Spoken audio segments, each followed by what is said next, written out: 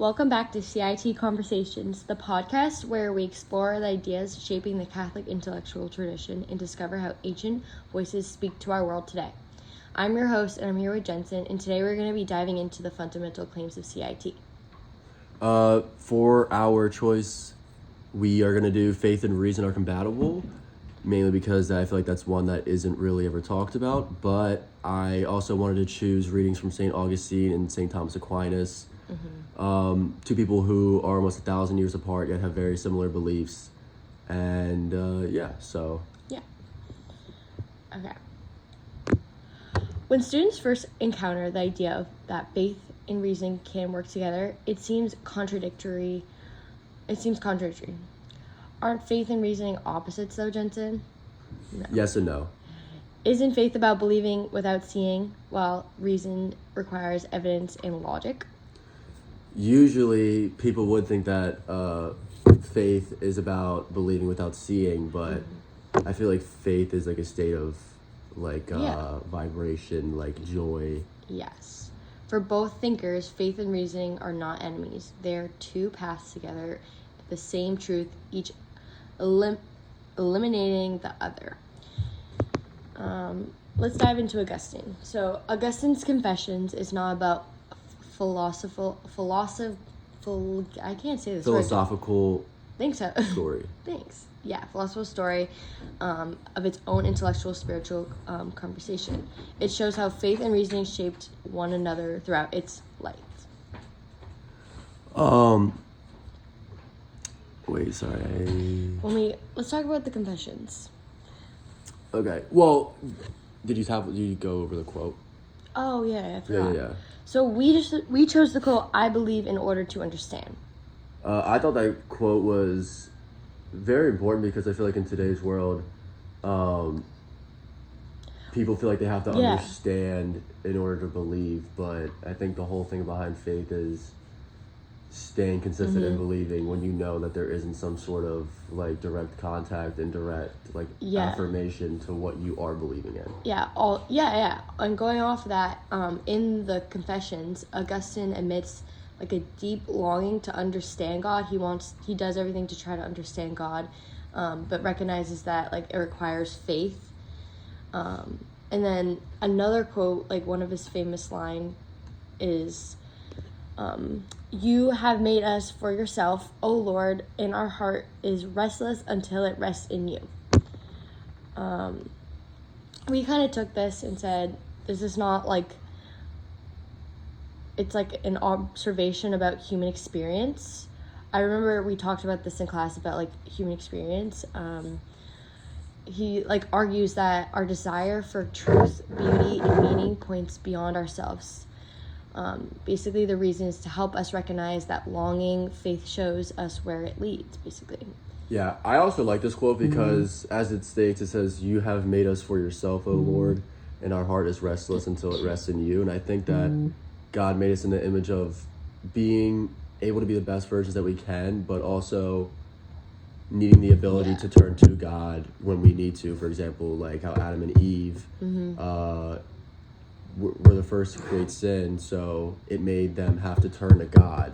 And I think that God made us a certain way because once we turn to Him, then our hearts, become rested in Him, and all our worries go away. And I feel like also going off of that, he kind of like talks about like you have to understand where God is coming from and why He did this first. Like I remember reading this and him saying, "I would not have believed if I had not first understood." I think he like chose to really understood the meaning by going through his experiences. Bless you, Jensen. Thank you.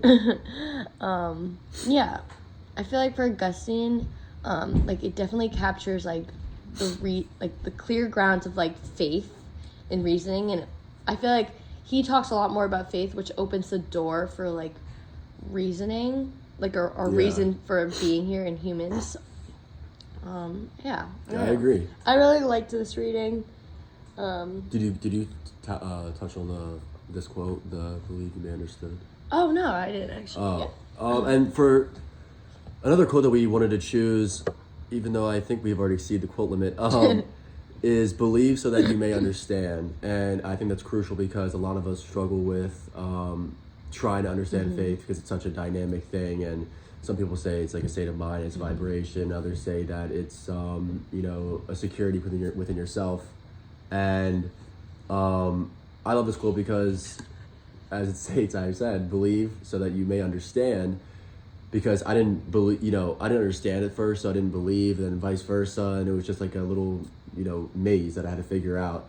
So once I started to just put my faith in and believe, then it all started to make sense, and everything just became one less step, of confusion. So yeah, I definitely feel the same way. I think just first starting this class and like these researches took me a while to really understand and like read it and not have to like think about it, but you have to really put your best foot forward when trying to understand it because it's really great. Okay, do you want to introduce our second reading? Yeah, we're doing a podcast. Yeah, I would. For our second part, we did readings from Aquinas and about the harmony of nature and divine wisdom. Yeah. And so we thought that was important because who doesn't love Thomas Aquinas? No, but actually we thought it was important because I think wisdom and having like a divine nature of common sense is really a big role within faith, because a lot of people try to tell you things and have you believe things and try to, misconstrue you and misguide you. And I think that common sense is the common denominator here. If you just stay, within your own reasoning of beliefs and wisdom, then I think it's just a lot easier to really understand and like be one with faith. Yeah, I also really like this one because he kind of writes it on a personal narrative. He wrote like they call it like a, I don't know, they call it a project from like, I feel like he talks about like how truths of faith can be understood like rationally in a way through like his different like stories. Yeah. Do you want to talk a little more? Do you want to dive into Yeah. He also, I remember that he argues that the human reason can genuinely discover truths about God through like studying nature, just like logistical reasoning and experience. And yet some truths like the Trinity require divine, revelation. So. Oh yeah, the required divine took me a while to understand, but now I understand. Yeah. But going off that, for our second quote for Aquinas, we chose that since both the light and reason and the light of faith come from God, there can be no contradiction between them. And that one seems kind of confusing off the bat just because of the wording of since both of light of reason and the light of faith come from God, that there can be no contradiction between them. I think that is 100% truthfully, said, but I also think that it kind of goes hand in hand because reasoning and faith are two things that people can easily say are completely different. Faith is for believing and faith is for like a spiritual mindset, and reasoning's for facts, and reasoning is what the news is saying, that these reasons are for what's happening and that's the way it is and that's just how it is. But I think that reasoning comes second and that faith comes first. So I like this quote a lot because it really says that they don't and honestly, this quote, this quote, kind of the more you kind of pick it apart and dive into it, it basically kind of summarizes a lot of the whole CIT claims. The claim that we chose definitely, but it could connect to the other claims like faith and reasoning. I don't know. That's why. But I mean, she says it in class. Wait, I forget what she says, but she says that whether you live a life believing in God and you do the right thing, or you live a life not believing in God and you still do the right thing, well, no matter what, if he's real or he's not real, he still did the right thing and still lived a good life. And I think that really correlates to this one because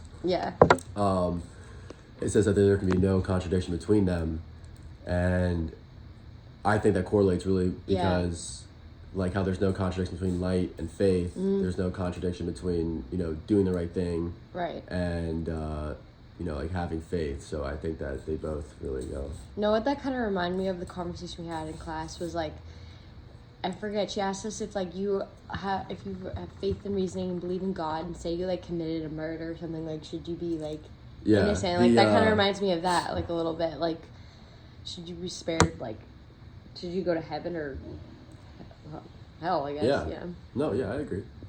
You want to go to the next one? Yeah. So we're gonna be like putting these two readings together. So, we both kind of like talked about this.